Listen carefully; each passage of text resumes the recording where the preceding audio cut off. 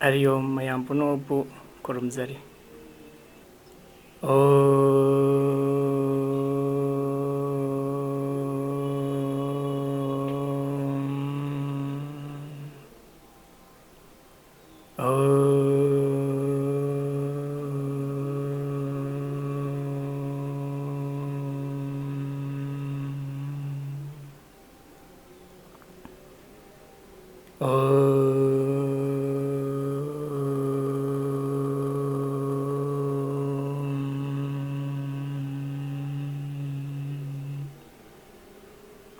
Guru Brahma,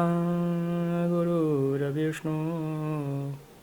Guru Devo Maheshwara, Guru Sakshat Param Brahma, Tasmai Shri Gurave Namah. Dhyana Moolam Gurur Murti,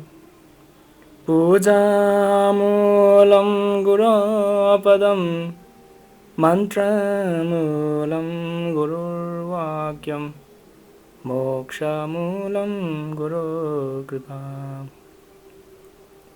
Agyanatimirandasya Jnananjana Shalakaya Chakshurun Militam Yena Tasmai Shri Gurave Namaha. Om Shanti Shanti Shanti. Sadguru Bhagwan ki Jai. Aduna mamangda koi nainagiba Sati gi ngasina aroiba saruk oirasi. Aduna mayam manauba yawbasu soidana yawramani. Aduna mamangda koi nainagiba Sati gi nupi amagi magunje taruk oigadabani. Ahanbadana thabak subada minaigumna sugadabani. Ani subadana seba tawada pija pithak tawada mamagumna tawgadabani. Ahum subadana mateng pangbada thabak mateng pangbada mantri gumna haisingadabani. Mantri gumna oigadabani. Aduga mari subada yumda laiba matamda mapuroibaga laiminabada apsaragum laigadabani. Manga subadana sak phajabada lakshmi gum. Taruk subadana ngakpi haiba nattragana khangba kanbada prithvi mata gum. Haibasigi gun tarukse nupi amada laigadabani. Adu oiragadi adubu satitwa haina kawi. Aduga mana hek lairuba mafamdo adudi swarga oirani.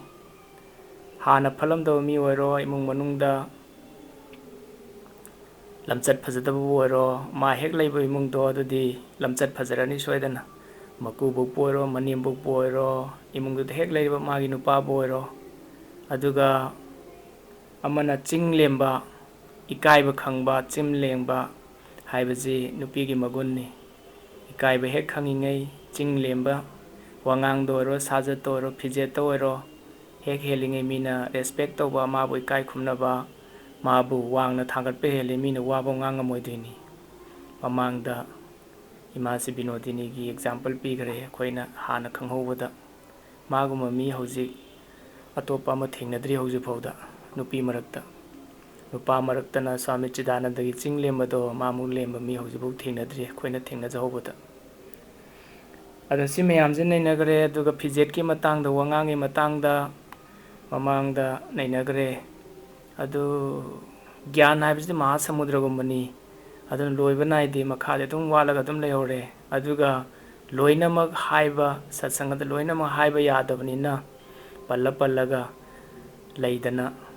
khajik khajikta tangkhai tangkhaida haibasu yaugre.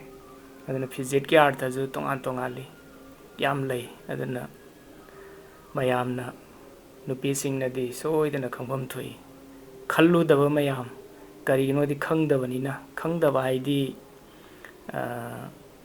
brain sarakpa matamda pukning sarakpa matamda nupagi pukninga nupigi pukninga manade. Aduna mamangda example pigibada irai laibada nupina khang matamda angangba haire machu angangba haida machu 10 mu khangi angangbasida. Nupanadi machu humden ude yam yakpa haibamne mayai haibamne khara chamba haibamne angangbada. Nupinadi ꯇꯔꯥꯃꯉꯥꯃꯨꯛ ꯎꯏ ꯑꯗꯒꯤ ꯑꯃꯨꯛ ꯑꯇꯣꯞꯄ ꯑꯦꯛꯖꯥꯝꯄꯜꯁꯨ ꯅꯨꯄꯤꯒꯤ ꯑꯃꯨꯛ ꯄꯤꯈꯔꯦ ꯑꯃꯨꯛ ꯍꯜꯂꯒꯨꯝꯁꯤ ꯃꯇꯝꯁꯨ ꯂꯩꯇꯕꯅꯤꯅ ꯃꯈꯥ ꯇꯥꯅ ꯑꯃꯨꯛ ꯅꯩꯅꯈꯤꯁꯤ ꯐꯤꯖꯦꯠ ꯍꯥꯏꯕꯁꯦ ꯁꯤꯗꯩꯗ ꯑꯥꯔꯊ ꯂꯣꯏ ꯂꯩꯈꯔꯦ ꯈꯨꯗꯝ ꯑꯣꯏꯅ ꯄꯨꯡꯉꯧ ꯐꯅꯦꯛ ꯁꯦꯠꯂꯒ ꯂꯥꯛꯑꯦ ꯐꯩꯖꯣꯝ ꯁꯦꯠꯂꯒ ꯂꯥꯛꯑꯦ ꯑꯗꯨ ꯑꯣꯏꯔꯒꯗꯤ ꯄꯨꯖꯥ ꯅꯨꯡꯖꯥ ꯅꯠꯇ꯭ꯔꯒꯅ ꯗꯦꯕ ꯀꯔꯃ ꯑꯃ ꯆꯠꯂꯨꯔꯤꯅꯤ ꯈꯪꯉꯤ ꯃꯤ ꯑꯃ ꯀꯦꯔꯒ ꯐꯖꯅ ꯂꯩꯔꯝꯃꯦ ꯅꯨꯄꯥ ꯑꯣꯏꯔꯣ ꯅꯨꯄꯤ ꯑꯣꯏꯔꯣ ꯃꯁꯝꯒ ꯍꯥꯠꯂꯒ ꯐꯖꯅ ꯍꯔꯥꯎꯅ ꯅꯨꯡꯉꯥꯏꯅ ꯂꯩꯔꯝꯃꯦ ꯑꯗꯨ ꯑꯣꯏꯔꯗꯤ ꯃꯥ ꯊꯕꯛ ꯆꯠꯇꯣꯏꯅꯤ ꯈꯪꯉꯤ ꯐꯤꯖꯦꯠꯇꯤ ꯆꯞ ꯃꯥꯟꯅꯩ ꯀꯦꯔꯒ ꯂꯩꯔꯝꯗꯣꯏꯅꯤ ꯑꯗꯨꯗꯨꯒ ꯋꯥꯕ ꯆꯣꯛꯊꯕ ꯍꯩꯅꯤꯡꯗꯒꯨꯝ ꯀꯔꯤꯒꯨꯝ ꯂꯩꯔꯝꯃꯕ ꯑꯗꯨ ꯑꯣꯏꯔꯒꯗꯤ ꯃꯥ ꯐꯤꯖꯦꯠꯄꯨꯗꯤ ꯐꯖꯕ ꯁꯦꯠꯂꯤ ꯑꯗꯨꯒ ꯑꯥꯔꯊꯗꯤ ꯀꯔꯤꯒꯨꯝꯕ ꯊꯕꯛ ꯑꯃ ꯆꯠꯂꯨꯕꯗꯒꯤ ꯍꯜꯂꯛꯄꯅꯤ ꯍꯥꯏꯕ ꯈꯪꯉꯤ ꯁꯤ ꯑꯦꯛꯖꯥꯝꯄꯜ ꯑꯃꯅꯤ ꯈꯛꯇꯒꯤ ꯋꯥꯅꯤ ꯑꯗꯨꯅ ꯐꯤꯖꯦꯠ ꯍꯥꯏꯕꯁꯦ ꯁꯤꯒꯤ ꯑꯥꯔꯊ ꯑꯁꯨꯛꯀꯤ ꯃꯇꯤꯛ ꯌꯥꯝ ꯂꯩꯈꯔꯦ ꯃꯐꯝ ꯃꯐꯝꯒꯤ ꯃꯇꯨꯡ ꯏꯟꯅꯁꯨ ꯐꯤꯖꯦꯠꯀꯤ ꯑꯥꯔꯊ ꯍꯣꯡꯉꯤ ꯑꯗꯣ ꯑꯩꯈꯣꯏ ꯃꯅꯤꯄꯨꯔꯗ ꯂꯩꯔꯒꯗꯤ ꯃꯅꯤꯄꯨꯔꯒꯤ ꯃꯇꯨꯡ ꯏꯟꯅ ꯃꯥꯅ ꯁꯦꯠꯂꯤꯕ ꯐꯤꯖꯦꯠꯇꯨꯒꯤ ꯃꯇꯨꯡ ꯏꯟꯅ ꯈꯪꯗꯣꯏꯅꯤ ꯃꯤꯗꯣ ꯀꯔꯤ ꯊꯕꯛ ꯇꯧꯔꯤꯅꯣ ꯀꯗꯥꯏ ꯆꯠꯂꯨꯕꯅꯣ ꯀꯃꯥꯏꯅ ꯇꯧꯔꯤꯅꯣ ꯍꯥꯏꯁꯦ ꯑꯗꯨꯅ ꯐꯤꯖꯦꯠꯁꯤꯅ ꯃꯔꯝ ꯑꯣꯏꯗꯨꯅ ꯃꯤꯒꯤ ꯄꯨꯛꯅꯤꯡꯗ ꯇꯥꯕ ꯏꯝꯄꯦꯛ ꯃꯌꯥꯝꯁꯦ ꯌꯥꯝ ꯂꯩꯈꯔꯦ ꯁꯤꯗꯤ ꯑꯗꯨꯅ ꯃꯈꯥ ꯇꯥꯅ ꯁꯤꯗꯤ ꯑꯃꯨꯛ ꯅꯩꯅꯔꯒꯨꯝꯁꯤ ꯃꯌꯥꯝꯅ ꯂꯣꯏꯅꯃꯛ ꯈꯪꯉꯕ ꯋꯥꯐꯝ ꯉꯥꯛꯇꯅꯤ ꯁꯤꯗꯤ ꯑꯗꯨꯒ ꯑꯍꯜ ꯂꯃꯟꯁꯤꯡꯗꯤ ꯑꯌꯥꯝꯕ ꯑꯩꯈꯣꯏ ꯍꯥꯟꯅꯗꯒꯤ ꯅꯩꯅꯈꯤꯕ ꯃꯌꯥꯝꯁꯦ ꯑꯌꯥꯝꯕꯅ ꯈꯪꯕꯁꯨ ꯌꯥꯎꯕꯤꯔꯝꯒꯅꯤ ꯑꯗꯨꯒ ꯅꯍꯥꯁꯤꯡꯁꯨ ꯔꯦꯀꯣꯔꯗꯤꯡ ꯑꯣꯏꯅ ꯇꯥꯕꯕꯨ ꯑꯣꯏꯔꯣ ꯑꯗꯨꯒ ꯂꯥꯏꯚ ꯑꯣꯏꯅ ꯍꯧꯖꯤꯛ ꯁꯠꯁꯪꯒꯗ ꯌꯥꯎꯕꯁꯨꯕꯨ ꯑꯣꯏꯔꯣ ꯃꯌꯥꯝꯒꯤ ꯌꯦꯡꯉꯒ ꯑꯌꯥꯝꯕꯅ ꯅꯍꯥꯁꯤꯡꯗꯤ ꯌꯦꯡꯉꯒ ꯍꯥꯏꯖꯔꯕꯅꯤ ꯑꯍꯟꯁꯤꯡꯗꯤ ꯍꯧꯖꯤꯛ ꯃꯇꯝ ꯍꯦꯟꯇꯣꯛꯈ꯭ꯔꯦ ꯍꯥꯟꯅꯅ ꯅꯍꯥ ꯑꯣꯏꯔꯤꯉꯩꯗ ꯍꯥꯟꯅ ꯇꯧꯍꯧꯒꯗꯕꯅꯤ ꯑꯗꯨꯒꯤ ꯅꯨꯡꯅꯥꯡꯅꯤꯡꯉꯥꯏ ꯂꯩꯇꯦ ꯑꯉꯥꯡꯁꯤꯡ ꯅꯧꯅ ꯍꯧꯔꯛꯄꯗ ꯇꯥꯛꯄꯤꯅꯕꯒꯤꯗꯃꯛꯇ ꯁꯠꯁꯪꯒꯁꯦ ꯁꯇꯤꯒꯤ ꯃꯔꯝꯗ ꯑꯩꯈꯣꯏ ꯃꯌꯥꯝ ꯅꯩꯅꯔꯤꯕꯅꯤ ꯑꯗꯨꯅ ꯋꯥꯍꯩꯒꯤ ꯃꯇꯥꯡꯁꯤꯃ ꯊꯝꯃꯝꯃꯁꯤ ꯋꯥ ꯀꯃꯥꯏꯅ ꯉꯥꯡꯒꯅꯤ ꯍꯥꯏꯕꯒꯤ ꯃꯇꯥꯡꯁꯤꯃ ꯐꯤꯖꯦꯠꯀꯤ ꯃꯇꯥꯡꯁꯤꯃꯁꯨ ꯊꯝꯃꯝꯃꯁꯤ ꯃꯃꯥꯡꯗ ꯅꯩꯅꯕꯗ ꯑꯗꯨꯝ ꯌꯥꯎꯈ꯭ꯔꯦ ꯍꯥꯏꯔꯒ ꯐꯤꯖꯦꯠꯀꯤ ꯃꯇꯥꯡꯁꯤꯗ ꯑꯃꯈꯛꯇꯪ ꯍꯥꯏꯅꯤꯡꯕ ꯑꯃꯈꯛꯇꯪ ꯂꯩ ꯉꯔꯥꯡ ꯔꯤꯁꯦꯞꯁꯟꯗ ꯆꯠꯂꯦ ꯑꯗꯣ ꯑꯩꯈꯣꯏꯅ ꯅꯤꯌꯝ ꯑꯣꯏꯅ ꯁꯟꯅ꯭ꯌꯥꯁꯤ ꯑꯣꯏꯅ ꯐꯩꯖꯣꯝ ꯁꯦꯠꯂꯦ ꯑꯗꯨꯗꯒꯤ ꯄꯨꯝꯌꯥꯠ ꯂꯤꯠꯂꯦ ꯑꯗꯨꯒ ꯐꯤ ꯑꯃ ꯏꯜꯂ ꯆꯠꯂꯦ ꯑꯗꯨ ꯆꯠꯀꯥꯟꯗꯨꯗ ꯑꯉꯥꯡ ꯑꯅꯧꯕ ꯑꯃ ꯂꯩꯔꯝꯃꯦ ꯔꯤꯁꯦꯞꯁꯟꯗ ꯑꯗꯨꯅ ꯍꯧꯖꯤꯛꯇꯤ ꯈꯔ ꯈꯔ ꯁꯥꯕꯁꯨ ꯍꯧꯔꯦ ꯌꯥꯝ ꯁꯥꯕꯗꯤ ꯅꯠꯇ꯭ꯔꯤ ꯔꯤꯁꯤꯀꯦꯁꯇꯗꯤ ꯑꯗꯨ ꯃꯥꯅ ꯐꯦꯟꯗꯨ ꯊꯥꯕ ꯔꯤꯁꯦꯞꯁꯟꯒꯤ ꯑꯗ ꯉꯥꯏꯍꯥꯛ ꯃꯤꯅꯤꯠ 15 ꯀꯨꯟꯃꯨꯛ ꯐꯝꯕ ꯔꯤꯁꯦꯞꯁꯟꯒꯤ ꯏꯟꯆꯥꯔꯖ ꯁ꯭ꯋꯥꯃꯤꯗꯨꯒ ꯋꯥꯔꯤ ꯁꯥꯟꯅꯕ ꯑꯗ ꯁ꯭ꯋꯥꯃꯤꯖꯤ ꯐꯤ ꯏꯜꯂꯤꯗꯨ ꯏꯪꯉꯕ꯭ꯔꯥ ꯍꯥꯏ ꯃꯥꯅ ꯍꯪꯕꯅꯤ ꯑꯗ ꯑꯩꯅ ꯈꯨꯝꯃꯤ ꯏꯪꯕꯒꯤ ꯅꯠꯇꯦ ꯑꯩꯈꯣꯏꯒꯤ ꯅꯤꯌꯝ ꯑꯣꯏꯅ ꯐꯤ ꯑꯗꯨꯝ ꯏꯟꯕ ꯆꯠꯅꯩ ꯑꯗꯨꯅ ꯏꯜꯂꯕꯅꯤ ꯍꯥꯏꯗꯅ ꯈꯨꯝꯃꯤ ꯑꯗꯨ ꯑꯁꯥꯕ ꯃꯇꯝꯅꯤ ꯁꯥꯕ ꯃꯇꯝꯗ ꯐꯤ ꯀꯩꯗꯧ ꯏꯜꯂꯤꯅꯣ ꯐꯤ ꯏꯟꯗ꯭ꯔꯁꯨ ꯌꯥꯏ ꯅꯠꯇ꯭ꯔꯒ ꯇꯤ ꯁꯥꯔꯠ ꯑꯃ ꯂꯤꯠꯂꯒ ꯆꯠꯂꯁꯨ ꯌꯥꯏ ꯑꯗꯣ ꯅꯤꯌꯝ ꯍꯥꯏꯕ ꯑꯃ ꯂꯩ ꯑꯗꯨꯅ ꯁꯃꯥꯖꯒꯤ ꯅꯤꯌꯝ ꯍꯥꯏꯕ ꯑꯃ ꯂꯩ ꯑꯗꯨꯒꯤ ꯃꯇꯨꯡ ꯏꯟꯅ ꯑꯗꯨꯒꯤ ꯅꯤꯌꯝꯗꯨ ꯉꯥꯛꯅ ꯆꯠꯄꯩ ꯋꯥꯅꯤ ꯑꯗꯨꯗꯨ ꯅꯠꯇ꯭ꯔꯒꯗꯤ ꯁꯃꯥꯖꯗ ꯆꯠꯄ ꯃꯇꯝꯗ ꯑꯩꯈꯣꯏꯁꯨ ꯇꯤ ꯁꯥꯔꯠ ꯑꯃꯒ ꯆꯠꯄꯁꯨ ꯌꯥꯏ ꯈꯣꯡꯒ꯭ꯔꯥꯎ ꯁꯦꯠꯂ ꯆꯠꯂꯁꯨ ꯌꯥꯏ ꯑꯗꯨ ꯐꯩꯖꯣꯝ ꯁꯦꯠꯂ ꯑꯗꯨꯝ ꯆꯠꯂꯤ ꯃꯔꯝ ꯀꯔꯤꯒꯤꯅꯣ ꯁꯤꯒꯤ ꯃꯔꯝ ꯌꯥꯝ ꯂꯩ ꯑꯥꯔꯊ ꯃꯌꯥꯝ ꯂꯩ ꯑꯗꯨꯅ ꯃꯔꯝ ꯑꯣꯏꯗꯅ ꯅꯤꯌꯣꯝꯗꯨꯒꯤ ꯑꯗꯨꯗ ꯄꯨꯜꯂꯒ ꯆꯠꯄꯅ ꯃꯔꯝ ꯑꯣꯏꯗꯅ ꯅꯤꯌꯣꯝꯗꯨ ꯏꯟꯕꯅ ꯃꯔꯝ ꯑꯣꯏꯗꯅ ꯃꯌꯥꯝꯅ ꯑꯩꯈꯣꯏꯕꯨ ꯔꯦꯁꯄꯦꯛ ꯇꯧꯔꯤꯅꯤ ꯀꯔꯤꯒꯨꯝꯕ ꯅꯤꯌꯝ ꯑꯃꯐꯥꯎ ꯂꯩꯇ꯭ꯔꯒꯗꯤ ꯀꯃꯥꯏꯅ ꯃꯤꯅ ꯔꯦꯁꯄꯦꯛ ꯇꯧꯒꯅꯤ ꯑꯗꯨ ꯅꯤꯌꯝ ꯍꯥꯏꯁꯦ ꯁꯤꯒꯤ ꯃꯅꯨꯡꯗ ꯆꯠꯂꯤꯉꯩ ꯃꯤꯅ ꯔꯦꯁꯄꯦꯛ ꯇꯧꯕ ꯍꯦꯟꯗꯣꯏꯅꯤ ꯁꯤꯃ ꯊꯝꯃꯝꯃꯁꯤ ꯑꯃꯨꯛ ꯑꯗꯨꯗꯒꯤ ꯑꯃꯨꯛ luhongdringeida nupa bu oiro nupi bu oiro nupi oiragasu ma matik chagadabani matik chaba haisida paisa paigadabani ma makhutta paisa thokpa paisa hujik leitaba yai adu paisa tanmagi shakti du munungda leigadabani business tawbani khangde oja hoibani khangde kainoma khangde madu leira matungda kona mayum pangadabani nupa su nupi su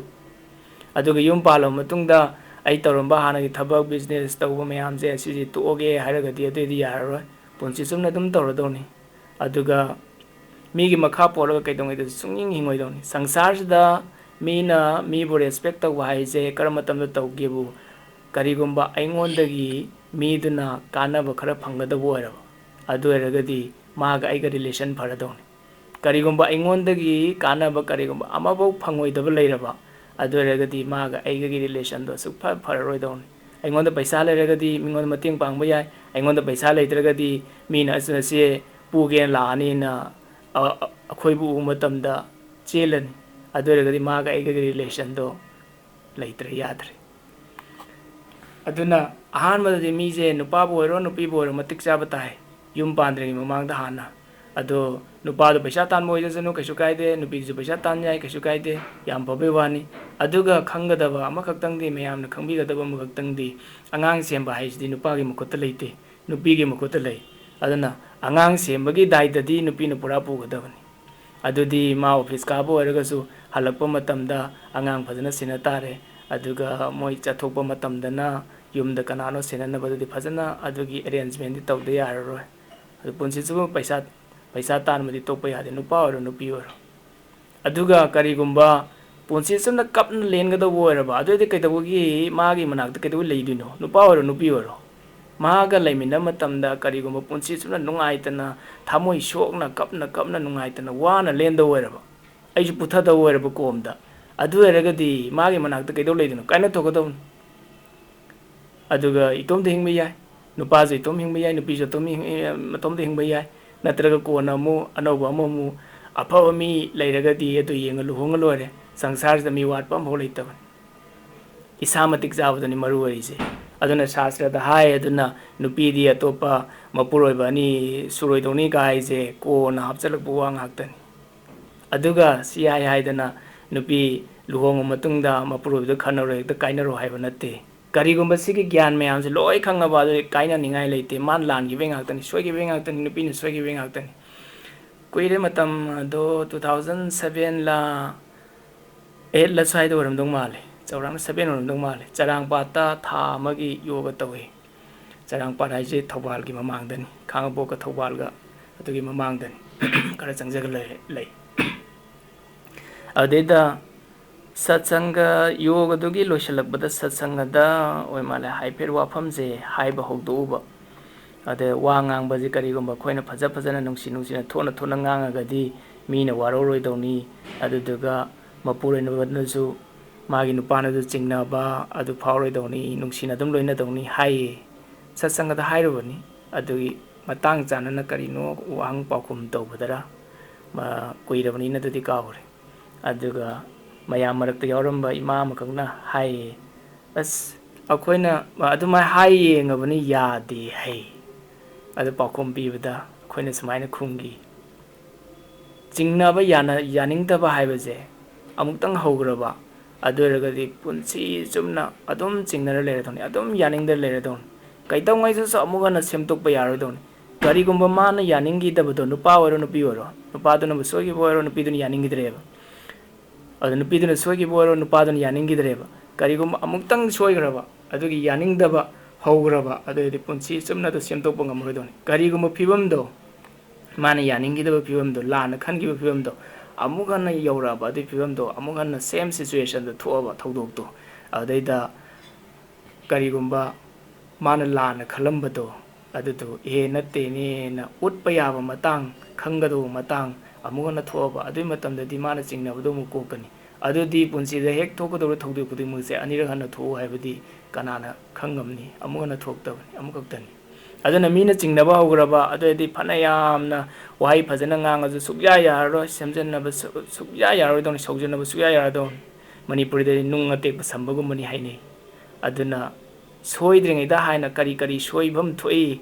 ꯍꯥꯏꯕꯗꯣ ꯍꯥꯟꯅ ꯈꯪꯉꯒ ꯃꯥꯡꯖꯧꯅꯅ ꯋꯥ ꯉꯥꯡꯒꯗꯧꯕ ꯂꯝꯆꯠ ꯁꯥꯖꯠ ꯃꯌꯥꯝ ꯂꯣꯏ ꯁꯦꯝꯍꯧꯔꯒꯗꯧꯕꯅꯤ ꯑꯗꯨꯅ ꯑꯁꯤꯡꯕ ꯃꯤ ꯀꯗꯥꯏꯕꯨ ꯀꯧꯒꯦ ꯍꯥꯏꯕꯨ ꯇꯨꯡꯗ ꯊꯣꯛꯀꯗꯧꯕꯁꯦ ꯍꯥꯟꯅꯅ ꯈꯪꯕ ꯃꯤꯗꯣ ꯑꯗꯨꯕꯨ ꯑꯁꯤꯡꯕ ꯀꯧꯏ ꯆꯍꯤ 10ꯒꯤ ꯃꯇꯨꯡꯗ ꯀꯔꯤ ꯊꯣꯛꯀꯅꯤ ꯆꯍꯤ 10ꯒꯤꯃꯇꯨꯡꯗ ꯀꯔꯤ ꯊꯣꯛꯀꯅꯤ ꯆꯍꯤ 10ꯒꯤ ꯃꯇꯨꯡꯗ 30ꯒꯤ ꯃꯇꯨꯡꯗ ꯀꯔꯤ ꯊꯣꯛꯀꯅꯤ ꯍꯥꯏꯕꯁꯦ ꯉꯁꯤꯗꯒꯤ ꯈꯪꯉꯒ ꯑꯗꯨꯗꯩ ꯍꯧꯖꯤꯛꯇꯒꯤ ꯑꯗꯨ ꯑꯣꯏꯔꯒꯗꯤ ꯀꯔꯤ ꯇꯧꯅꯤꯅ ꯍꯧꯖꯤꯛꯇꯩ ꯊꯧꯔꯥꯡ ꯍꯧꯕ ꯃꯤꯗꯣ ꯑꯗꯣ ꯑꯁꯤꯡꯕ ꯀꯧꯏ ꯑꯩꯈꯣꯏꯅ ꯅꯍꯥꯟꯋꯥꯏ ꯀ꯭ꯂꯥꯁ 10 ꯀꯥ ꯃꯇꯝꯗ ꯀꯔꯤ ꯈꯟꯒꯦꯕꯨ ꯏꯄꯪ ꯄꯪꯕ ꯑꯉꯥꯡꯅꯤꯅ ꯃꯇꯝꯗꯨꯗ ꯑꯩꯈꯣꯏ ꯂꯩꯃꯤꯟꯅꯔꯤꯕ ꯊꯥꯃꯤꯟꯅꯔꯤꯕ ꯑꯩꯈꯣই ꯆꯠꯃꯤꯟꯅꯔꯤꯕ ꯁ꯭ꯀꯨꯜ ꯀꯥꯃꯤꯟꯅꯔꯤꯕ ꯃꯌꯥꯝꯁꯦ 11 12 ꯂꯣꯏ ꯀꯥꯈꯤꯗꯣꯏꯅꯤ ꯍꯥꯏꯅ ꯈꯜꯂꯦ ꯃꯃꯥꯡꯗꯗꯤ ꯑꯗꯨꯃꯥꯏꯅ ꯍꯥꯏꯗꯤ ꯑꯌꯥꯝꯕ ꯂꯣꯏ ꯀꯥꯔꯝꯃꯤ 10 ꯐꯥꯎꯗꯤ ꯐꯦꯜ ꯑꯣꯏꯒꯅꯤ ꯐꯦꯜ ꯑꯣꯏꯔꯒꯅ ꯂꯩꯍꯧꯔꯦ ꯑꯗꯨꯕꯨꯗꯤ ꯈꯪꯉꯤ ꯑꯗꯣ ꯐꯦꯜ ꯑꯣꯏꯗꯕ ꯄꯥꯁ ꯇꯧꯕ ꯃꯌꯥꯝꯗꯤ ꯑꯩꯈꯣꯏ ꯂꯣꯏ 11 12 ꯀꯥꯈꯤꯗꯣꯏꯅꯤ ꯈꯜꯂꯦ ꯄꯪꯅ ꯑꯗꯨꯗꯨꯒ ꯃꯤ ꯇꯪꯈꯥꯏ ꯑꯃꯗꯤ 11 12 ꯀꯥꯈꯤꯗ꯭ꯔꯦ ꯂꯥꯏꯔꯤꯛ ꯇꯝꯕ ꯉꯝꯗꯕ ꯌꯥꯎ ꯅꯠꯇ꯭ꯔꯒ ꯏꯃꯨꯡ ꯃꯅꯨꯡ ꯐꯤꯕꯝꯅ ꯌꯥꯗꯕ ꯌꯥꯎ tangkhai amadi ngamgidre adagi amu kauthokre ado 12 pass tawre 12 pass tawdini mamang do adudaida kari um khange bu be pass tawra kanda di akoi mayam se leminari ni se tonga tonga na samini gibidi yai aduga lai loi tamgidine khalle adudadi amuk ka he na mi do tangkhai de na makha laik tam ngamgidre khoina haijaruri bidi angang mayam na khanba mayam je si orongani si royongani khanba mayam je mase wakhal na dalan sabani aduga asengmadi amabau oide aduna mina nungsibigani na khallubudo laimina matungda kona football sangi kaudoribni aibu haije khangde haanana adu mana taseng na nungsirui he khalle aduna he angang na naha mayam na nupa boru nupi boru moina khanba mayam je 95% loi lali 5% kaduni 5% mo yaude 1% kaduni chummi 99% amabau chumde aduna satsangada pubiba gyan nainaba sisu darkar oi aduga koi divine life ki ju ahn ngai di nainare aduga angang sing ju yaudi yawi aduga angang sing di khara wale aduna angang sing ju marak marak ta pusin biba porokpa mayam loinong porokte haibana te porokpa ju yawi aduga angang sing de yamana satsanga di yaw yawdre satsanga yohonbom thoi natraga na moi special loina khana biba mu changi ahiba asang akhangai tanarag aduna simamung thamjaramage wafamje matang matang yam yambanina aduna mina amuktang chingnaba hograba adodi punshi chupna do semdokpa yaroi don aduna soidringeida haanana kadai kadai da soibam thoi haibadi hana khangau adu matang sida wafam matang ningsingjare luhongaba matungda nupana nupida kari hangge bu nang haanana khangnaramba mi leibra hai sigije sukhai hayade hojing matamda de maga khangne aduga chalene na hongdana chale mi do chahi ama khangnare adei amuk tokthwe chahi ani khangnare amuk tokthwe thamari mga khangnare amuk tokthwe restaurant da chale amada chale sidi tungda yum kaina na bai wa ngaktani kona khanga kanda soina saw hora dawni adagi hojik yum kaina ri mayam je masigi maram ngaktani aduna karigumba nupadana khangaba pharaba hana ju khanghoraba adu raga ju kaidangwai da samona hai address mana di hairaneba kari hainebo aijo hana nupi um khangdarami natra nupa ama khangdarami ado hojikti nanga luhongabsini aduna hojikti loi kaukthokre loina nangna khangba mayam yongda hayo aina khangba mayam ju loi haige aseng ba hainaji na hairaneba ado magi loi haidoraneba ado nupi ga nupa ga manadri je nupi di mina hana mi atopa khangnaba rambabu oiro khangnaramdabu oiro natraga kanagumba ma luhongaga lairamba ade kaina kibabu oiro aduda luhongaga laireng khalaje aduraga luhongjani ma khangnajani kaisu khandeba nupa de du khalu hayadeba si nupina khangdeba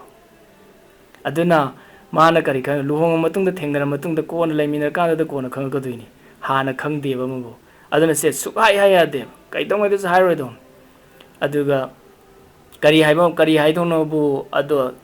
sugai harodon ado mana hairene adi nang mamangda restaurant da nupam ga natraga na laikon da nupam ga famina lehawi ado adudi nang khangna da baira hairizine adi kari haibam to ke e mana bi yunga lakpani ado magi khangna bu nupa da to bu nupam ga lae ado noyani ado akhoi ani si wari saroge noyani ha wari sa na haire adi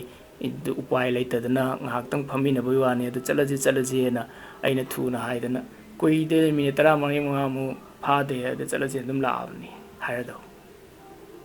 ado masi oidaba ngangma kaude ijat ki damakta punshi gi maman yokna nabagi damakta nupina ngangba oidaba mayamgi shanti purana bagi damakta imung manung khanadana ba chawkhana bagi damakta ngangba oidaba kaude aduga matam punongda oidaba ngangwa haibagi nette sigi matang di ngangba su yade suai haidok yade tawradu tawde na hairado aduduga karigumba mana yamna tuka thijalaba adu mongonda hangjandawni adudi angang oringi wanida kona mamaida wafamdudi ai tawde khangde na pakom pirani ai hanana amukta tawba adumaina khangnagiba mi leite na direct aduga kona se angang ori warinida adudi gyan tadringi warini ꯅꯪꯁꯨ ꯃꯃꯥꯡꯗ ꯃꯤ ꯃꯌꯥꯝ ꯈꯪꯅꯔꯝꯃꯤꯗꯨꯗꯤ ꯎꯅꯔꯤꯗꯨꯗꯤ ꯁ꯭ꯀꯨꯜꯗ ꯎꯅꯩ ꯀꯣꯂꯦꯖꯇ ꯎꯅꯩ ꯑꯗꯨꯗ ꯉꯥꯏꯍꯥꯛꯇꯪ college ꯀꯥꯟꯇꯤꯟꯗ ꯉꯥꯏꯍꯥꯛꯇꯪ ꯆꯥꯃꯤꯟꯅꯔꯨꯕ ꯊꯛꯃꯤꯟꯅꯔꯨꯕ ꯃꯌꯥꯝ ꯅꯪꯁꯨ ꯊꯦꯡꯅꯔꯤꯗꯨ ꯑꯗꯨ ꯆꯞ ꯃꯥꯟꯅꯩ ꯃꯉꯣꯟꯗ ꯑꯣꯟꯁꯤꯜꯂꯒ ꯃꯉꯣꯟꯗ ꯑꯃꯨꯛ ꯂꯪꯁꯤꯟꯗꯕ ꯋꯥꯐꯝꯗꯣ ꯑꯗꯨ ꯑꯣꯏꯔꯒꯗꯤ ꯀꯩꯗꯧꯒꯦꯕꯨ ꯋꯥꯐꯝꯗꯣ ꯍꯣꯏꯅꯦ ꯑꯩꯁꯨ ꯃꯃꯥꯡꯗ ꯎꯅꯕꯅꯤꯅꯦꯅ ꯈꯜꯂꯛꯀꯅꯦꯕ ꯑꯗꯨꯁꯨ ꯃꯉꯣꯟꯗ ꯐꯥꯎꯍꯟꯒꯗꯧꯕ ꯁꯤꯒꯤ ꯋꯥꯐꯝꯁꯤꯁꯨ ꯍꯥꯏꯗ ꯌꯥꯗꯦꯕ ꯅꯪꯁꯨ ꯃꯤ ꯃꯌꯥꯝ ꯊꯦꯡꯅꯔꯤꯗꯨꯅꯤ ꯈꯪꯉꯤꯗꯨꯅꯤ ꯅꯪꯒꯤꯁꯨ ꯀꯣꯂꯦꯖꯇ ꯍꯣꯇꯦꯜꯒꯤ ꯀꯥꯟꯇꯤꯟꯗ ꯀꯣꯂꯦꯖꯀꯤ ꯀꯥꯟꯇꯤꯟꯗ ꯍꯣꯇꯦꯜꯗ ꯆꯥꯃꯤꯟ ꯊꯛꯃꯤꯟꯅꯔꯤꯗꯨꯅꯤ ꯑꯗꯨꯃꯥꯏꯅ ꯃꯤ ꯃꯌꯥꯝ ꯄꯨꯟꯕꯗꯒꯤ ꯀꯣꯂꯦꯖ ꯆꯠꯃꯤꯟꯅꯕ ꯈꯣꯠꯄꯗ ꯉꯥꯏꯍꯥꯛ ꯎꯅꯔꯨꯕ ꯋꯥꯔꯤ ꯁꯥꯟꯅꯔꯨꯕ ꯑꯗꯨ ꯃꯌꯥꯝꯗꯨꯗꯤ ꯂꯣꯏ ꯂꯩꯔꯤꯗꯨꯅꯤ ꯑꯗꯨꯃꯥꯏꯅ ꯑꯗꯨꯝ ꯍꯥꯏꯔꯗꯧ ꯋꯥꯍꯩ ꯑꯃ ꯅꯠꯇ꯭ꯔꯒ ꯑꯃ ꯈꯨꯝꯐꯝ ꯁꯣꯏ ꯂꯩꯕꯅꯤ ꯆꯤꯡꯅꯔꯣꯏꯗꯧꯕ ꯃꯑꯣꯡꯗ ꯑꯗꯨꯒ ꯆꯤꯡꯅꯗꯧꯕ ꯃꯑꯣꯡꯗꯗꯤ ꯈꯨꯝꯕ ꯌꯥꯗꯦ ꯁꯠꯌ ꯑꯆꯨꯝꯕ ꯌꯥꯎꯔꯒ ꯍꯥꯏꯒꯗꯕꯅꯤ ꯑꯁꯦꯡꯕꯗꯤ ꯑꯗꯣ ꯃꯤ ꯎꯅꯕꯗꯣ ꯎꯅꯗꯦꯅ ꯆꯦꯟꯕꯗꯤ ꯌꯥꯔꯣꯏ ꯑꯗꯨꯗꯤ ꯑꯩ ꯀꯅꯥꯝꯕꯨ ꯈꯪꯅꯗꯦ ꯀꯅꯥꯝꯕꯨ ꯍꯥꯟꯅ ꯎꯅꯈꯔꯦ ꯃꯥꯅꯁꯨ ꯎꯔꯝꯃꯅꯤ ꯑꯗꯨ ꯃꯤ ꯑꯃꯕꯨ उनगिदे हाइदुदि दुदि यारोय अदुगा सुमाइना अमसु हाइबा याइ इमुंग मनुंगना अतोपा अमा मोइना नुपा अमा पामे अदुगा नंगसि खंगनौ अदुना इमुंग मनुंग यानरगा अदुमाइना मी उनौना नोंबा चलुई अदै ओइदबा याइ दुदि अदुगा वारिना वारिदु नुपादु खंगदौ लेइते अदुना अदुमाइ हाइबा याइ अदुमाइ तौदना नोंबा उनरुई अदैदि मसक्तु नुंसिदु पामददना ꯑꯩꯅ ꯏꯃꯥꯗ ꯍꯥꯏꯕꯅꯤ ꯏꯃꯥꯁꯤ ꯅꯨꯄꯥꯁꯤ ꯁꯛꯇꯥꯁꯤ ꯅꯨꯡꯁꯤꯗꯦ ꯑꯗꯨꯅ ꯑꯁꯤ ꯃꯉꯣꯟ ꯂꯩ ꯉꯝꯃꯣꯏꯅ ꯍꯥꯏꯕꯗꯤ ꯇꯣꯛꯈꯤꯕꯅꯤ ꯅꯨꯄꯥ ꯑꯃ ꯑꯇꯣꯞꯄ ꯄꯜꯂꯛꯄ ꯃꯇꯝꯗ ꯃꯤ ꯃꯁꯛ ꯐꯖꯔꯦꯅꯦ ꯊꯥꯒꯠꯅꯤꯡꯕ ꯌꯥꯎꯔꯦꯅꯦ ꯃꯅꯨꯡꯗꯩ ꯐꯥꯎꯔꯦꯅꯦ ꯑꯗꯨ ꯑꯣꯏꯔꯒꯁꯨ ꯀꯩꯗꯧꯉꯩꯗꯁꯨ ꯊꯥꯒꯠꯖꯗꯦ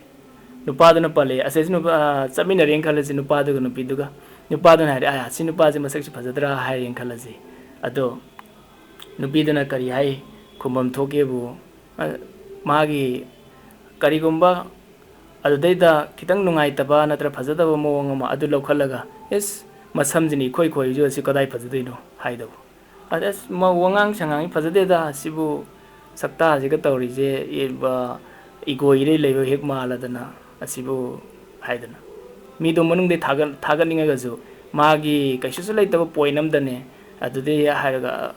फजबो ओरमजु याइ फजदबो ओरमजु याइ मीदो अदुदगी चैबा होरदौबा यानिंगदबुद उलतौबा अदुरदि नुपाना कैदोंगदि चिंगनररोइदौ सिममुक थममसि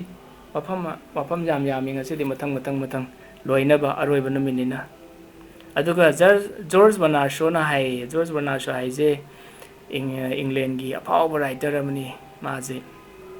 एजुकेशनिस्ट अमजुनी अदो माना करी हाइगेबु लुहोंगबा हेक नुमितगी नुपादुना हाइनी अवांगलोम चचीना नुपीदुना हाइनी मखारोम चची अदो मोइनी पामदबा नोंपोक्तरा नोंचुप्तरा पुत जमिननी अदुगा करीगुम्बा मतमददी अमना नुपादन नोंपोक्ता चखरबा नुपीदुना नोंचुप्ता चखरबा चटमिनदबसु मयाम यावी नाइ तसेंगना थोकपा ngaktan si mayam mana haigri mayamsi aduna anouba angangsingna masi mayamje amabau khangde adagi amu amana mi amabu asuk yamna kanna thaajaruije angang oiro ahal oiro si kamai thajage haibagi magi matang lei sije hana nangang sing loina mu khangbam thoise mi du matik jabagi natte mabu nungsiruje mi du mangonda pura thajaba thamurije nupa boiro nupi boiro sigi maram ahum khaktani se karam matamdano bu amana hanbadana hakjang nungaitaba matam hakjang chokthaba nungaitaba naba matam fever boiro ma boiro ani subadana pukning nungaitaba matam ahum subadana ikang khangudana nong mangal leiba tadi tadaba adi ikang khangudana nong tarakpa matam sigi ahumje sigi matam ji section birado aduga nong tarakpa matam dadi ningthau bauda karimbo awat pambo leitaba ningthau do adu bauda kaino mu wali boy hai khalli hai adun sigi matam sida ketogi puning ji irang langaga charang naba nungaitaba phaweba kana nongo wari saradi nungaini ta haibu manung du phaweba adugi matam da nupa or nupi or nghaktang nuphet torga nang nasa nungaitrabu haibo oro nghaktang wari sabado adugi mi do o maje ai bu punchi chupa thadok piroi do ai gidam to punchi chupa lepira do ba ai na ngang ba mayam se loi tabira do mi ni haije matam da phawge sigi je prakriti na sanabli langaktani aduna sigi matang jidadi yam section ga dawni hakjang nungaitaba amana poni nungaitaba adu ahum subadana ikang khangudana nong tarakpa matam khudam oina nong thuminareng khalaji kadai da noma ꯑꯗꯨꯒ ꯍꯣꯇꯦꯜꯗ ꯑꯣꯏꯕ ꯌꯥꯏ ꯅꯠꯇ꯭ꯔꯒ ꯀꯗꯥꯏꯗꯅꯣꯃ ꯑꯗꯨꯒꯤ ꯃꯇꯥꯡꯗ ꯉꯥꯏꯍꯥꯛꯇꯪ ꯀꯔꯤꯝꯕꯨ ꯋꯥꯔꯤ ꯁꯥꯟꯅꯔꯨꯕ ꯅꯠꯇꯦ ꯋꯥꯍꯩ ꯑꯃꯅꯤ ꯈꯛꯇꯪꯅꯤ ꯀꯗꯥꯏꯗꯒꯤꯅꯣꯕꯨ ꯍꯪꯕ ꯑꯣꯏꯔꯣ ꯉꯁꯤꯒꯤ ꯅꯣꯡꯁꯤꯗꯤ ꯌꯥꯝ ꯀꯟꯅ ꯇꯥꯈ꯭ꯔꯦꯕꯨ ꯍꯥꯏꯔꯣ ꯑꯗꯨ ꯈꯛꯇꯕꯨ ꯍꯥꯏꯔꯣ ꯏꯆꯝ ꯆꯝꯅ ꯋꯥꯔꯤ ꯁꯥꯟꯅꯕ ꯉꯥꯏꯍꯥꯛꯇꯪ ꯐꯝꯃꯤꯟꯅ ꯃꯇꯝꯗ ꯉꯥꯏꯍꯥꯛꯇꯪ ꯂꯦꯝꯃꯤꯟꯅ ꯃꯇꯝꯗ ꯑꯗꯨꯗ ꯃꯥꯁꯦ ꯑꯩ ꯄꯨꯟꯁꯤ ꯆꯨꯞꯄꯒꯤ ꯑꯩꯒꯤꯗꯃꯛꯇ ꯈꯟꯕꯤꯔꯒꯗꯧꯕ ꯃꯤꯅꯤ ꯍꯥꯏꯁꯦ ꯄꯨꯔꯥ 100% ꯊꯥꯖꯈ꯭ꯔꯗꯧꯅꯤ ꯃꯉꯣꯟꯗ ꯑꯗꯨ ꯅꯨꯡꯁꯤꯈ꯭ꯔꯗꯧꯅꯤ ꯑꯗꯨꯒ ꯃꯇꯝꯗꯨꯗ ꯑꯦꯛꯁꯤꯗꯦꯟ ꯊꯣꯛꯄ ꯌꯥꯏ ꯑꯦꯛꯁꯤꯗꯦꯟ ꯊꯣꯛꯄ ꯍꯥꯏꯗꯤ ꯊꯦꯡꯖꯤꯟꯅꯔꯨꯕ ꯑꯣꯏꯕ ꯌꯥꯏ ꯅꯠꯇ꯭ꯔꯒ ꯈꯨꯠꯀ ꯄꯥꯏꯅꯔꯨꯕ ꯑꯣꯏꯕ ꯌꯥꯏ ꯁꯤꯒꯤ ꯐꯤꯕꯝ ꯑꯍꯨꯝꯁꯤꯗ ꯑꯗꯨ ꯑꯣꯏꯔꯒꯗꯤ ꯃꯤꯗꯣ ꯃꯥꯁꯦ ꯑꯩꯒꯤꯗꯃꯛꯇ ꯏꯁꯣꯔꯅ ꯊꯥꯔꯕꯅꯤ ꯍꯥꯏꯁꯦ ꯄꯨꯛꯅꯤꯡꯗ ꯐꯥꯎꯈ꯭ꯔꯅꯦꯕ ꯁꯤ ꯃꯌꯥꯝꯁꯦ ꯀꯅꯥꯅ ꯁꯥꯟꯅꯕꯅꯣꯕꯨ ꯃꯌꯥꯅ ꯁꯥꯟꯅꯕ ꯄ꯭ꯔꯀ꯭ꯔꯤꯇꯤꯅ ꯁꯥꯟꯅꯕ ꯁꯇꯣꯔꯖ ꯇꯃꯥ ꯍꯥꯏꯗꯅ ꯒꯨණ ꯂꯩ ꯑꯗꯨꯅ ꯁꯥꯟꯅꯕ ꯂꯤꯂꯥ ꯉꯥꯛꯇꯅꯤ ꯑꯗꯨ ꯅꯨꯄꯥꯗꯨꯅꯗꯤ ꯑꯉꯥꯡꯗꯨꯅꯗꯤ ꯈꯪꯗ꯭ꯔꯦ ꯅꯨꯄꯤꯗꯣ ꯑꯉꯥꯡꯗꯨꯅꯗꯤ ꯈꯪꯗ꯭ꯔꯦ ꯑꯗꯨꯅ ꯃꯤꯗꯨꯗ ꯄꯨꯔꯥ ꯄꯠꯇꯟꯉꯩ ꯅꯨꯡꯁꯤꯊꯣꯛꯎꯔꯦ ꯑꯗꯩ ꯂꯨꯍꯣꯡꯉꯅꯤ ꯂꯨꯍꯣꯡꯕ ꯃꯇꯨꯡꯗꯗꯤ ꯑꯅꯤꯗꯨ ꯈꯟꯅꯔꯅꯤ ꯑꯗꯨꯅ ꯁꯤꯒꯤ ꯑꯍꯨꯝꯁꯦ ꯑꯩꯈꯣꯏꯅ ꯇꯧꯕ ꯅꯠꯇꯦ ꯃꯁꯤ ꯄ꯭ꯔꯀ꯭ꯔꯤꯇꯤꯅ ꯁꯥꯟꯅꯕꯅꯤ ꯍꯥꯏꯁꯦ ꯁꯤꯒꯤ ꯃꯇꯥꯡꯁꯤꯗ ꯈꯪꯍꯧꯒꯗꯕꯅꯤ ꯁꯤꯒꯤ ꯐꯤꯕꯝꯁꯤ ꯂꯥꯛꯑꯒꯗꯤ ꯑꯗꯨꯒ ꯑꯃꯅ ꯅꯨꯡꯁꯤꯕ ꯍꯥꯏꯁꯤꯗꯤ ꯌꯥꯝ ꯐꯕꯩ ꯋꯥꯅꯤ ꯅꯨꯡꯉꯣꯟꯕ ꯍꯥꯏꯁꯤꯅꯤ ꯐꯠꯇ꯭ꯔꯤꯁꯤ ꯑꯗꯨꯒ ꯅꯨꯡꯁꯤꯒꯦꯅ ꯅꯨꯡꯁꯤꯔꯒꯗꯤ ꯊꯃꯣꯏ ꯁꯦꯡꯅ ꯐꯖꯅ ꯅꯨꯡꯁꯤꯔꯗꯧꯅꯤ ꯀꯔꯤꯒꯨꯝꯕ ꯐꯤꯕꯝ ꯑꯃ ꯌꯥꯎꯔꯕ ꯅꯨꯡꯁꯤꯕ ꯑꯣꯏꯔꯕ ꯑꯗꯨꯒ ꯑꯩꯅ ꯃꯥꯕꯨ ꯅꯨꯡꯁꯤꯔꯤꯁꯦ ꯐꯖꯕꯩꯅꯤ ꯍꯥꯏꯔꯕ ꯑꯩꯅ ꯃꯥꯕꯨ ꯅꯨꯡꯁꯤꯔꯤꯁꯦ ꯂꯟ ꯂꯩꯕꯩꯅꯤ ꯍꯥꯏꯔꯕ ꯑꯗꯨ ꯑꯣꯏꯔꯒꯗꯤ ꯑꯗꯨꯒꯤ ꯅꯨꯡꯁꯤꯕꯗꯣ ꯐꯤꯕꯝ ꯑꯃ ꯌꯥꯎꯔꯦ ꯀꯟꯗꯤꯁꯟ ꯑꯃ ꯌꯥꯎꯔꯦ ꯑꯗꯨꯒꯤ ꯅꯨꯡꯁꯤꯕꯗꯨꯗꯤ ꯑꯁꯦꯡꯕ ꯅꯨꯡꯁꯤꯕ ꯅꯠꯇꯦ ꯂꯥꯜꯂꯦ ꯑꯗꯨꯒꯤ ꯅꯨꯡꯁꯤꯕꯗꯨꯗꯤ ꯑꯔꯥꯟꯕ ꯅꯨꯡꯁꯤꯕꯅꯤ ꯑꯗꯨꯅ ꯐꯤꯕꯝ ꯑꯃꯠꯇ ꯌꯥꯎꯔꯣꯏꯗꯧꯅꯤ ꯃꯃꯥꯅ ꯃꯆꯥ ꯅꯨꯡꯁꯤꯕꯁꯦ ꯃꯁꯛ ꯊꯤꯕ ꯃꯤꯗꯨꯁꯨ ꯅꯨꯡꯁꯤ ꯃꯁꯛ ꯐꯖꯕ ꯃꯤꯗꯨꯁꯨ ꯅꯨꯡꯁꯤ ꯃꯃꯥꯅ ꯃꯆꯥ ꯅꯨꯡꯁꯤꯔꯤꯁꯦ ꯃꯁꯛ ꯊꯤꯕꯩ ꯅꯠꯇꯦ ꯃꯃꯥ ꯃꯄꯥꯅ ꯃꯆꯥ ꯅꯨꯡꯁꯤꯔꯤꯁꯦ ꯄꯩꯁా ꯄꯥꯏꯕꯩꯁꯨ ꯅꯠꯇꯦ ꯃꯆꯥꯗꯣ ꯁꯛ ꯐꯖꯕꯩꯁꯨ ꯅꯠꯇꯦ ꯑꯗꯨꯒ ꯒꯨꯟ ꯂꯩꯕꯩꯁꯨ ꯅꯠꯇꯦ ꯀꯔꯤꯝꯐꯥꯎ ꯅꯠꯇꯦ ꯃꯆꯥꯅꯤ ꯑꯗꯨꯒꯤ ꯅꯨꯡꯁꯤꯔꯤꯅꯤ ꯐꯤꯕꯝ ꯑꯃꯐꯥꯎ ꯂꯩꯇꯦ ꯃꯆꯥꯅ ꯃꯃꯥ ꯃꯄꯥꯅ ꯃꯆꯥꯕꯨ ꯅꯨꯡꯁꯤꯕ ꯃꯇꯝꯗ ꯁꯤꯒꯤ ꯅꯨꯡꯁꯤꯕꯁꯦ ꯁꯤꯕꯨ ꯑꯁꯦꯡꯕ ꯀꯧꯏ ꯀꯔꯤꯒꯨꯝꯕ ꯃꯤꯗꯣ ꯃꯆꯥꯗꯣ ꯑꯗꯨꯅ ꯑꯣꯏꯍꯟꯅꯤꯡꯕꯗꯤ ꯌꯥꯎꯗꯦ ꯑꯃꯐꯥꯎ ꯑꯦꯛꯁꯤꯗꯦꯟ ꯊꯣꯛꯑꯒ ꯁꯣꯏꯅꯥꯔꯦꯅꯦ ꯈꯜꯂꯁꯤ ꯅꯠꯇ꯭ꯔꯒ ꯄꯣꯛꯄꯗꯒꯤ ꯁꯣꯏꯅꯥꯔꯦꯅ ꯈꯜꯂꯁꯤ ꯑꯗꯨꯒꯤ ꯃꯆꯥꯗꯨꯅ ꯍꯦꯟꯅ ꯅꯨꯡꯁꯤ ꯁꯤꯕꯨ ꯑꯁꯦꯡꯕ ꯅꯨꯡꯁꯤꯕ ꯀꯧꯏ ꯐꯤꯕꯝ ꯑꯃꯐꯥꯎ ꯌꯥꯎꯗꯕ ꯅꯨꯡꯁꯤꯕ ꯑꯗꯨ ꯀꯔꯤꯒꯨꯝꯕ ꯃꯤꯅ ꯅꯨꯡꯁꯤ ꯍꯥꯏꯕ ꯃꯇꯝꯗ ꯃꯥꯅ ꯐꯤꯕꯝ ꯑꯃ ꯍꯥꯏꯔꯕ ꯑꯗꯨ ꯑꯣꯏꯔꯗꯤ ꯑꯗꯣ ꯑꯄꯥꯝꯕꯅꯤ ꯅꯨꯡꯁꯤꯕ ꯅꯠꯇꯦ ꯃꯗꯨꯒꯤ ꯃꯔꯝꯗꯨꯅ ꯃꯔꯝ ꯑꯣꯏꯗꯨꯅ ꯃꯥ ꯅꯨꯡꯁꯤꯕꯅꯤ ꯑꯗꯨꯒꯤ ꯃꯔꯝꯗꯣ ꯐꯪꯗ꯭ꯔꯕ ꯂꯣꯏꯈ꯭ꯔꯕ ꯑꯗꯨꯒꯤ ꯃꯇꯝꯗꯤ ꯃꯥꯏ ꯅꯨꯡꯁꯤꯕꯗꯨ ꯂꯩꯔꯔꯣꯏꯗꯣ ꯑꯗꯨꯅ ꯅꯨꯄꯤꯅ ꯄꯥꯝꯕꯁꯦ ꯀꯔꯝꯕ ꯅꯨꯄꯥ ꯄꯥꯝꯒꯦ ꯍꯥꯏꯕꯕꯨ ꯊꯧꯅꯥ ꯂꯩꯕ ꯃꯤ ꯁꯛꯇꯤ ꯂꯩꯕ ꯊꯧꯅꯥ ꯂꯩꯕ ꯃꯤ ꯀꯤꯗꯕ ꯑꯁꯤ ꯄꯥꯝꯃꯤ ꯑꯅꯤꯁꯨꯕꯗ ꯄꯨꯛꯆꯦꯜ ꯁꯦꯡꯕ ꯄꯥꯝꯃꯤ ꯄꯩꯁꯥ ꯂꯩꯕ ꯂꯟ ꯂꯩꯕ ꯑꯗꯒꯤ ꯒ꯭ꯌꯥꯟ ꯂꯩꯕ ꯑꯗꯨꯗꯤ ꯑꯃꯨꯛ ꯍꯦꯟꯅ ꯐꯕꯩ ꯋꯥꯅꯤ ꯑꯗꯨꯒ ꯅꯨꯄꯥꯅ ꯄꯥꯝꯕꯁꯤꯅꯅꯦ ꯄꯩꯁꯥ ꯂꯩꯒꯦꯔꯥ ꯂꯩꯔꯣꯏꯒꯦꯔꯥ ꯂꯩꯔꯒꯗꯤ ꯍꯦꯟꯅ ꯐꯕꯩ ꯋꯥꯅꯤ ꯁꯛ ꯐꯖꯕ ꯈꯛꯇꯪ ꯄꯥꯝꯃꯤ ꯅꯨꯄꯥꯅ ꯄꯥꯝꯕꯁꯤ ꯃꯁꯛꯄꯨ ꯐꯖꯔꯕ ꯑꯗꯨꯑꯣꯏꯗꯤ ꯌꯥꯔꯦ ꯅꯨꯄꯤꯗꯣ ꯁꯤꯃꯃꯨꯛ ꯊꯝꯃꯝꯃꯁꯤ ꯃꯇꯥꯡꯁꯤꯗ ꯑꯗꯨꯅ ꯑꯜꯐ꯭ꯔꯦꯗ ꯅꯣꯕꯦꯜ ꯍꯥꯏꯗꯅ ꯅꯣꯕꯦꯜ ꯄ꯭ꯔꯥꯏꯖ ꯄꯤꯔꯤꯁꯦ ꯍꯧꯖꯤꯛ ꯄ꯭ꯔꯤꯊꯤꯕꯤꯗ ꯃꯌꯥꯝ ꯈ꯭ꯋꯥꯏꯗꯒꯤ ꯆꯥꯎꯕ ꯄ꯭ꯔꯥꯏꯖ ꯍꯥꯏꯔꯒꯗꯤ ꯅꯣꯕꯦꯜ ꯄ꯭ꯔꯥꯏꯖꯅ ꯈ꯭ꯋꯥꯏ ꯆꯥꯎꯔꯦ ꯑꯗꯣ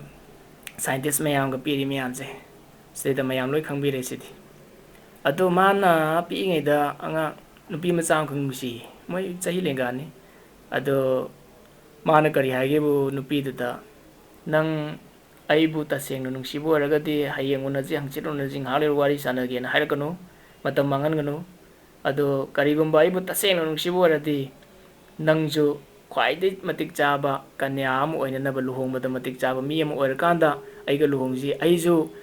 ꯄ꯭ꯔꯤꯊꯤꯕꯤꯗ ꯍꯦꯛ ꯂꯩꯔꯤꯕ ꯕꯣꯔ ꯃꯌꯥꯝꯁꯦ ꯑꯁꯤꯗꯒꯤ ꯈ꯭ꯋꯥꯏꯗꯒꯤ ꯍꯦꯟꯅ ꯃꯇꯤꯛ ꯆꯥꯕ ꯕꯣꯔ ꯑꯃ ꯑꯣꯏꯗ꯭ꯔꯤꯕ ꯑꯩ ꯀꯟꯅ ꯍꯣꯠꯅꯈꯤꯒꯦ ꯁꯤ ꯃꯔꯛꯁꯤꯗꯗꯤ ꯅꯨꯡꯁꯤꯔꯤꯅꯤ ꯑꯗꯨ ꯎꯅꯁꯤ ꯋꯥꯔꯤ ꯁꯥꯟꯅꯁꯤ ꯒꯤꯐ ꯄꯤꯔꯤꯅꯤ ꯈꯣꯠꯂꯤꯅꯤꯅ ꯑꯗꯨꯃꯥꯏꯅ ꯇꯧꯔꯛꯀꯅꯨ ꯇꯧꯅꯒꯨꯝꯁꯤꯅ ꯍꯥꯏ ꯌꯥꯏ ꯇꯧꯅꯒꯨꯝꯁꯤꯅ ꯇꯧꯗ꯭ꯔꯦ ꯃꯣꯏ ꯑꯅꯤ ꯑꯗꯩꯗꯤ ꯈꯔ ꯂꯩꯔꯒ ꯅꯨꯄꯤꯗꯨ ꯁꯤꯗꯣꯛꯈ꯭ꯔꯦ ꯑꯗꯣ ꯑꯜꯐ꯭ꯔꯦꯗ ꯅꯣꯕꯦꯜꯅ ꯄ꯭ꯔꯤꯊꯤꯕꯤꯗ ꯈ꯭ꯋꯥꯏꯗꯒꯤ ꯄꯩꯁꯥ ꯄꯥꯏꯕ ꯅꯨꯄꯥ ꯑꯣꯏꯈꯤꯕ ꯃꯇꯝꯗꯨꯗ ꯃꯥꯅ ꯗꯥꯏꯅꯥꯃꯥꯏꯠ ꯍꯥꯏꯁꯤ ꯄꯨꯊꯣꯛꯀꯗꯣꯏꯅꯤ ꯍꯧꯖꯤꯛ ꯕꯣꯝ ꯄꯨꯊꯣꯛꯏꯁꯦ ꯕꯣꯝꯒꯤ ꯑꯍꯧꯕꯗꯣ ꯗꯥꯏꯅꯥꯃꯥꯏꯠ ꯀꯧꯏ ꯃꯇꯝꯗꯨꯗ ꯅꯨꯡ ꯊꯨꯒꯥꯏꯕꯁꯦ ꯑꯣꯔ ꯃꯌꯥꯝꯁꯤꯗꯒꯤ ꯙꯥꯇꯨ ꯃꯌꯥꯝ ꯃꯦꯇꯦꯜ ꯃꯌꯥꯝ ꯄꯨꯊꯣꯛꯄ ꯑꯗꯩꯗꯤ ꯀꯣꯏꯂꯥꯕꯨ ꯑꯣꯏꯕ ꯑꯣꯏꯔꯣ ꯅꯨꯡ ꯊꯨꯒꯥꯏꯔꯒ ꯂꯝꯕꯤ ꯁꯦꯝꯕꯕꯨ ꯑꯣꯏꯔꯣ ꯅꯠꯇ꯭ꯔꯒꯅ ꯃꯥꯏꯟꯗ ꯊꯕꯛ ꯇꯧꯕꯕꯨ ꯑꯣꯏꯔꯣ ꯃꯤ ꯌꯥꯝ ꯁꯤꯌꯦ ꯑꯗꯩꯗ ꯌꯥꯝꯅꯁꯨ ꯋꯥꯏ ꯅꯨꯡꯗꯣ ꯊꯨꯒꯥꯏꯕꯗꯣ ꯑꯗꯨꯏ ꯃꯅꯨꯡꯗꯨꯗ ꯂꯩꯔꯝꯒꯗꯣꯏ ꯃꯦꯇꯦꯜ ꯃꯌꯥꯝꯒꯗꯨꯗꯤ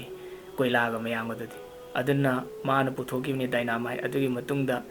ꯃꯌꯥꯝꯅ ꯂꯥꯟꯅ ꯁꯤꯟꯅꯈꯤꯗꯅ ꯕꯣꯝꯒ ꯑꯗꯨꯗꯩ ꯁꯥꯔꯛꯄꯩ ꯋꯥꯅꯤ ꯑꯗꯨꯗꯩ ꯃꯊꯪ ꯂꯥꯛꯑ ꯃꯇꯨꯡꯗ ꯑꯍꯧꯕ ꯄꯨꯊꯣꯛꯇꯣꯏꯅꯤ ꯃꯥꯅ ꯑꯗꯨꯒꯤ ꯃꯇꯨꯡꯗ ꯀꯅꯥꯒꯨꯝꯕ ꯅꯨꯄꯤ ꯑꯃꯕꯨ ꯑꯃꯨꯛ ꯍꯟꯅ ꯃꯥꯅ ꯌꯦꯡꯈꯤꯗ꯭ꯔꯦ ꯁꯤꯕꯨ ꯅꯨꯡꯁꯤꯕ ꯀꯧꯏ ꯄꯨꯟꯁꯤ ꯆꯨꯝꯅ ꯑꯃꯨꯛ ꯍꯟꯅ ꯃꯥ mayum paangidre yum paangidre kanagumba mu mana mu na yengidre ado literature tamingi matana nahale oja singna phagi dawe oja na kari haige bu moigi thongan da hoba pangkhola do odubu nungsi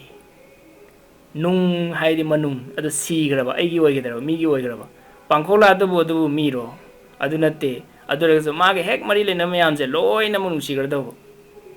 midugi nupa oiro nupi oiro karigumba imung manung na yanade kana khaidoknabagi da hairene si nupa side aduni fatte si nupi side aduni sumai to yek thoe bo hairene he khaidoknaba hairinge hena nungsibe hengrado hena nungsibe hengrado ado sibuni nung haide manung dagi on grabo nungsiba haide am pawi wane nungon ba haide patris nung on grabo manung do on grabo aigi oigidra magi oigrabo mi atopagi oigrabo aigi khutta leigidra aduna mi do matik chade hairagasu matik chabadu uraroyeba kaigino di manung do matik chadabadu uraroyeba kaigino di manung do sigare adu manung do on gare aduduna kaimba uraroy min hek haiba matamdane ma ado su ngamroy do nupa je smai tawi nupi je smai tawi si phatte aduna nang maga khangnaru to hairaji adu hek haibudi henjangardoni ado mina hairi mayam do kalaktana nattragana maga loina ningdadana lana hairini tasengna dumukti tawdabani ena mana oina ada hakan jangradaw sima muk thamamaji makha amuk minai mamangi gun taruk to da amuk hanjalaji da amuk nainaraji minai dona thabak taw haidi minai oi wai banate thabak taw matamda macha sibogda thabak se yam kumna phajan tawgadabani aigi migi nangi haidana lairoi doni sacrifice tawdoni haibani aduga amana migi thamoi joy tawgi hairagadi sacrifice tawba natana magi damukta ina kathokpa natana atopa upai ama bhau leite त्याग हाइबसिदा लोय लेरे मिगी थामोय जे पूरा जोय तौदनी मिगी थामोय जोय तौरबा दोरेदी ngangningga yambu leitre hainingga yambu leitre koina palm दो aina haidringeida mana dum loi tauradone koina haidringeida mana loi tauradone yenga aduna haibagi darkar oite masana dum tauradone yumda leimina matamni mapuroibaga magi nupiga nupaga kamai leiminagadagi haibu ramkrishna paramahansa vivekanandri guru do aduga imade mamingna sharada gawi ado sharada na hai ngasi disi taujina hai ramkrishna na hoi tauji kaimbu yete sukan gande du to ado ramkrishna na hai ngasi disi taujina samai taujina hai sharada na sukan gande amuk to masi phagadore pharoidore sukan gande awa tauji hai khangaba sharada na khangaba ma tawni tawrise soidorumni se khangaba ado erga nang tawrise sidagi hena phabdi samai tawbudi phadau mali na hena ado nangna paamamne dum tawrasi na tawidu soini khangabadu ado ramkrishna nu samana na dumaina khangaba kedoge ma tawrise si soidana khara soidoromni se khangaba ado ergasu magi amaduna hairibni na adana o nang paamadi tawrisi soiri half sacrifice tawdoni migi damukta atopagi damakta kathogadawni ichagi oro adugi damakta kathogadawni ado ipuroibagi oro adugi damakta kathogadawni ado ergadi kedogi migi thamoi do joy tawradoni adudi migi thamoi joy ni tawnabagi du tawsi haira haibanate imungda shanti puraknabagi du tawbai wani adudi migi damaktai sacrifice tawr leragadi adudi aigidi sufang phangaroi thabak amu phangaroi tawnar matamsu phangaroi thabak sunanabasu karigumba ama tawnanabasu haidi adudi yam lanbai wani haujikti phangoi aduga tungda kona yam phangadori gurudevna sangsar punamukse loinamuk kathome loinamuk gurudev do Malaysia da sahi tara thabak torame adagi halae mama da haire imai laani na adi mama da haraure sahi tara sure isaje halaktaba adani kanung da phadana semjalle phiron da phada thare sudoktana khotoktana manu su paambai chana paamani na chaka du thongdana khotane thame adu gurudev lae mama na bangi mayum da bag mayam da loi thamjilame adaidi kashi da zat khare mathang rishikesh da lae mama adunane icha lakini na punchi chupna adum ngaira lerame ado halaktana adum gurudev masak odana adum sigre mama diyum Gurudevna imung manung mama mapado loi thadome adudagidi sangsar punamukse mai mayum loi oigrabani sangsar gi mi mayamse loina Gurudev gi manakta leijage aisu lake aisu leige na priti punamse loi lakrabani adu kari marangi no haibo tyak togi bini thadokpo manung dei taseng na thadokraba adedi sangsar punamukse aigi loi orado se aruba wa mayam se yam leiri mayam nadi udaba khangdaba paisa ji Gurudevna paisa da apamba mau leidre manung dagi paisa ai loi thadokre adagidi lakh lakh karor da mi mayam pi nongma ina khonba tata berla ga lai matamda lakh lakh tani piri je ado paisa yam pire adu daga Gurudev da nate Guru Maharaj gi wari ni sina Gurudev gi matamdai su pire aduga ai hokoi na hauji liga doriba mayam sanadori wari ji Guru Maharaj gi adu Guru Maharaj na hai noidi business to mini paisa su yam ka thoi sina di nang akhoi da dan tori sina di nangi horen business tadi kamai Guru Maharaj di loi khangbu poni adorani adorsu wahai do adumaina hangi adida paisa kaliba mi kari haige bu swamiji da hek katlaba adu eragadi tha manungda matungda katkibu paisa do dugi double triple phangi aduna swami da katpaje akhoi katpagi hek laiba mayamse loi katkena dum khallai hai asamne yade adu yam kajade khara da katlu mamai dadi Samijin matam khara chahi mani megajin daga phonge aduna donation hauji donation ama logjararoi donation ama loroi mayam donation ama bau tobiranu na notice ka thoki 2006-7 swagi oramdong mali chap chana di matam da kaure aduna kathoba adoragadi sangsar punamakse thamoi loi joi torodon migi damak da kathogadabani adoragadi khoi leimina matam da punchida kaina dawba sauna dawba ama bau leiti adu pizza bitak tawda mama gona pizza bitak tawgadabani haidi mama na machabu pizza matamda kamaina mama mapa na macha gi damukta sacrifice tawdi sidi mayam loi khange aduna haidresu makha yakhya tawdresu yare chage na toramba adugi chakhomdo hukke na toramba do machaduna ima ai chaglam ai chage na hai matamda hausidasu machadudi mabu thanna magi thanna pizzagrabni adu machaduna chage hai matamda hukkadau makhutagi chakdo machada indori pura sacrifice tawdori adumai tawduna pizza bitak taw matamda mi imung manungda leido magi nupa khakta natana imung manungda hek leiri mayamdo mana kari nai mana kari paammi haibase adu yenga adu khallaga chakbu thongbo ro pizza bitakbu tawbo ro adu khangadawne aduga sida waafam ama mi amana amungtang karigumba ma haigi haije yam lurabani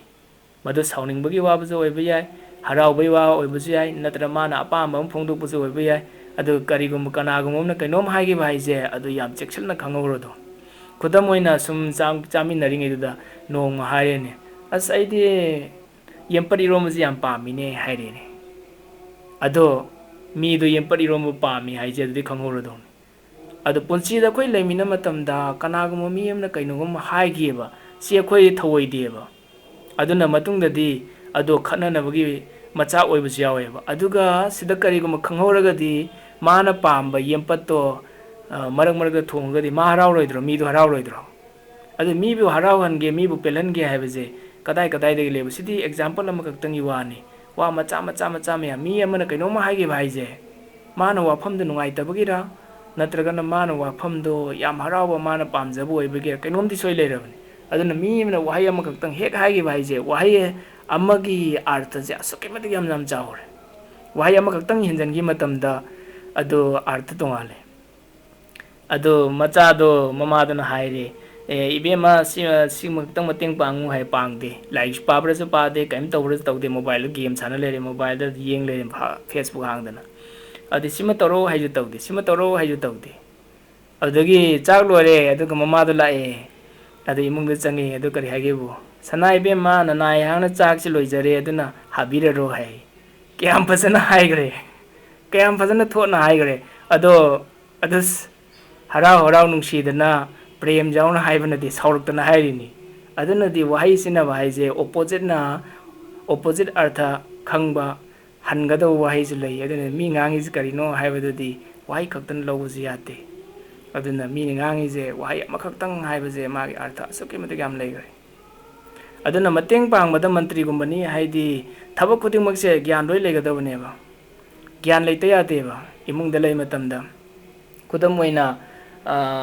kadai no imungda kaire ne khalaji akaibado adu men muju haidone waite ba khangte ama khangte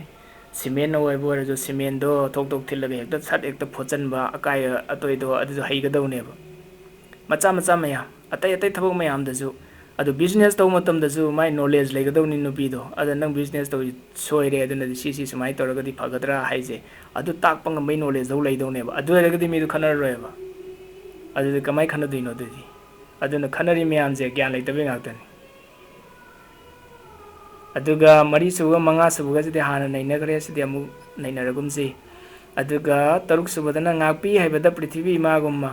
nattraga na khangba kanbada prithvi ma gumma haibase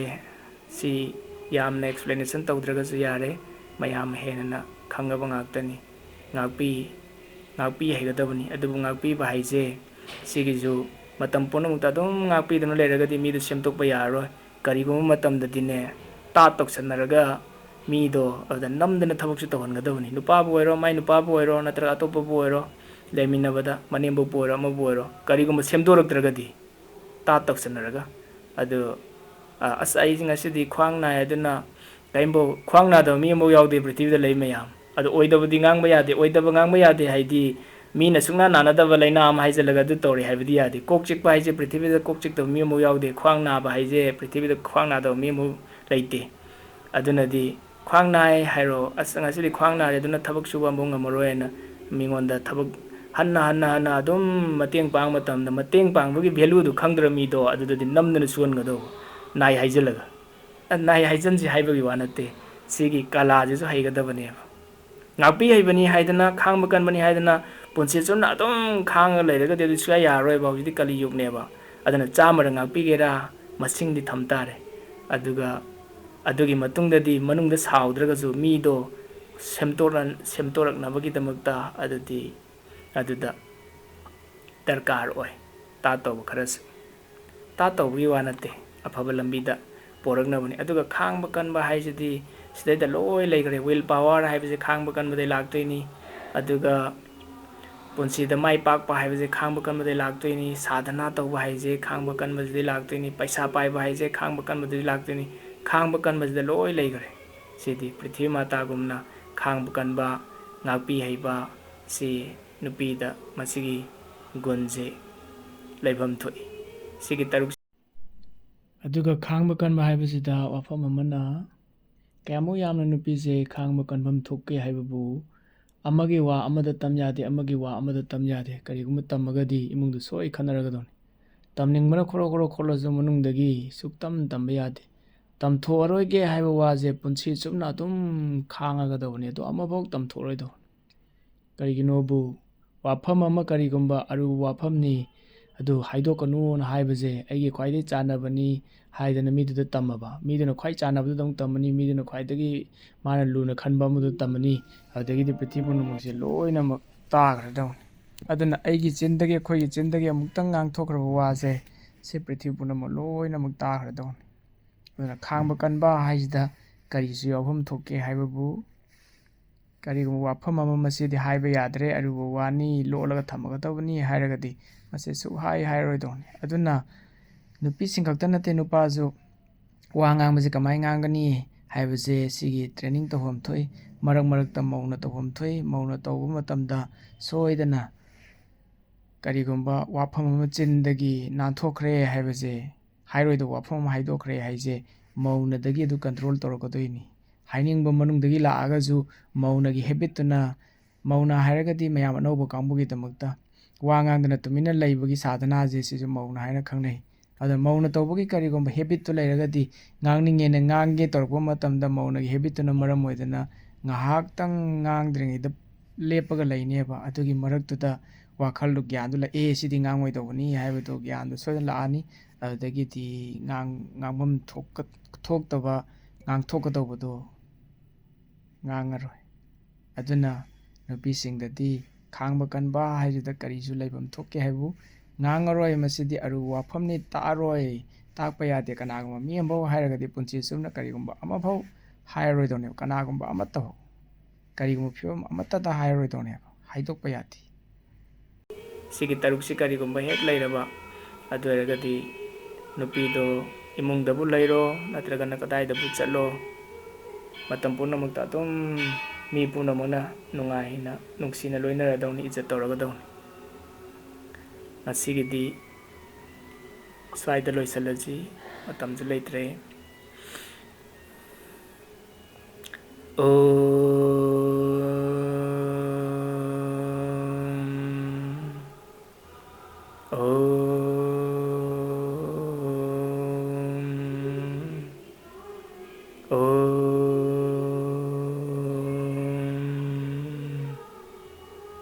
पूर्णमदः पूर्णमिदं पूर्णात् पूर्णमुदच्यते पूर्णस्य पूर्णमादाय पूर्णमेवावशिष्यते ओम शांति शांति शांति सद्गुरु भगवान की जय मयाम पुनः अमुक खुरमजरी हरि ओम